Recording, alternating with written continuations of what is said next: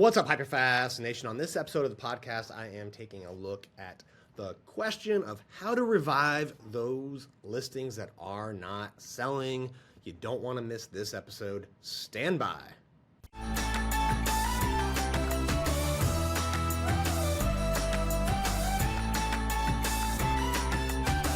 All right, so we know that in this market right now, inventory's down and listings typically are selling quickly, but even in those types of markets, even in sellers markets or markets where homes seem to go right away, there's always some inventory that doesn't sell.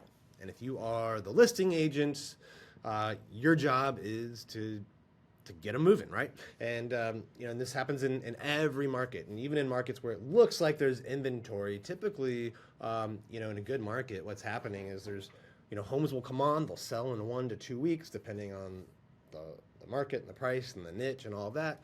And then new homes will come on and sell within a week or two, but there's always kind of this inventory, no matter how good the market is, that just isn't selling, right?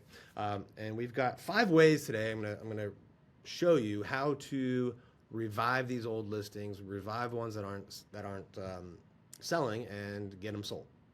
All right, so step 1 is you got to look at the price, right? In any market, if a listing's been on the market for 30 days or 60 days, depending on your market, and you're not getting showings, you're not getting offers, chances are it needs to have a different price, right? So hopefully you're having the right conversation up front with your sellers. I've done podcasts in previous episodes on how to have the right conversations up front with your sellers, right? So you obviously want to show them comps, show them what sold, them that what didn't sell, right? Show them, listings that withdrew because they were priced too high. And if they're insisting that they're above, that their home's going to sell for a price that the comps aren't showing, ask them why, right? Say like, I understand your home is beautiful.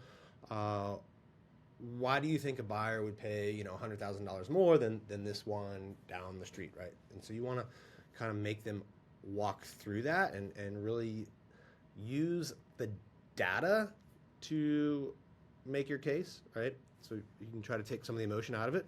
And at the end of the day, I'm not saying you should walk away from a listing if they won't price it right, but you need to at least have a price drop strategy that you talk about up front, right? That if after 30 days you don't have X number of showings and offers potentially, that you're going to do a price cut, and then again in 30 days.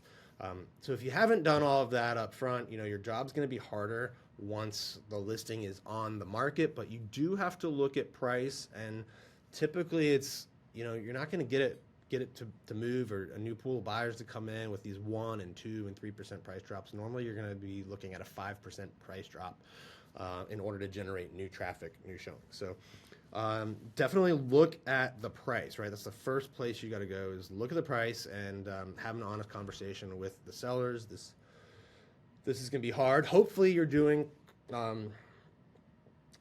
hopefully you're doing the right steps along the way, where you're communicating your marketing efforts, the showings, feedback, right? The better job you do of communicating what you're doing, the easier the price drop conversation will be. All right. Now, if you are going to drop the price, a couple things you want to do. You want to email agents that have shown it previously, email buyers that have looked at it previously, and tell them a price drop is coming. All right. Give them like a day or 2 notice, right? And tell them, hey, we've got a price drop coming. I just wanted you to know, because once we do that, I think there's going to be a lot of interest. Is this something you want to revisit, or is this something you want your buyer to revisit? Prior to the price drop, change up, or at the same time, change up how the photos, how the home looks online. So change the main picture. Maybe it's something at a different angle or a different part of the house, but change that first picture, change the order of the picture, and just do some things like that really cost you nothing but a minute of time, and rearrange how it looks online so that when the price drop hits, it looks different, right? When that price drop hits, you want to, of course, blast it out on your agent list, your buyer list, social media, all that, right? You want to promote it, multiple channels. I think you also want to do a big open house that weekend, all right? And I've done podcasts before on how to do, amazing open houses. You want to make sure that you're doing open houses effectively. What all does that entail? Well, I think you should door knock the neighborhood the week before, right? And tell them like, hey, we've had this listing, we're doing a price drop, we think it's going to bring in a lot of attention. You love the neighborhood, I'm sure. Who else do you know that might love living here, right? And this is a good idea to do in all your open houses, by the way. And it's going to lead to you getting more buyer leads, more seller referrals, more business, right? Better known in the neighborhood. You should also prospect the neighborhood, okay? Circle prospect, that is. Use a service like RedX, pull the closest 50, 100 names and do the same script that you do with door knocking, right? Call them up. Hey, open house coming. Who do you know that likes the neighborhood, just as much as you, right? And by the way, there potentially is going to be buyers that, have a different timeline or get left out. Do you know anyone that might be selling in the next year? Oh, and by the way, can I add you to my email list? I send out a regular update about the neighborhood, about real estate prices, things that are going on in the neighborhood. Can I add you to that list? All right, that's something you want to also do. Part of your strategy on having this bigger open house is going to be to have longer hours at the open house. We've found that in the last year or so, longer open houses are really, really effective. You also want to overdo it on your signs, use balloons, right? Get lots of walk-by, drive-by traffic, get attention, right? You never know, and these are easy things to do. Another easy thing to do is to partner with other vendors, lenders you use, title companies, have them help co-host, help them help promote, right? They all love doing that. So reach out to different vendors that that would love to partner with you. All right, another big thing that you want to consider is doing a broker's open, right?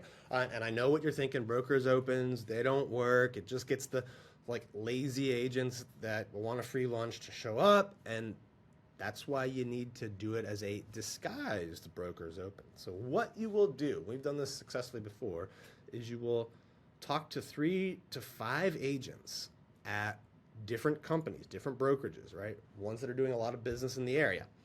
And tell them you want to host a panel at one of your listings, right? You're going to invite other agents there. You are going to, uplift them as experts in a particular area. So maybe you're going to do a panel on how to sell luxury homes or how to build a team or how to promote on social media, right? You pick a topic and pick 5 agents that are going to come and you will interview them in front of a crowd of other agents. Now, what will happen? You will promote it to your sphere of influence, right? To agents that to agents at your brokerage, right? And you'll by the way, you'll have a lender or a title company sponsor it and pay for the food and you can do themes, right? You can hire DJs. You can do champagne bar, whatever, right? But you're gonna have sponsors that will take care of that.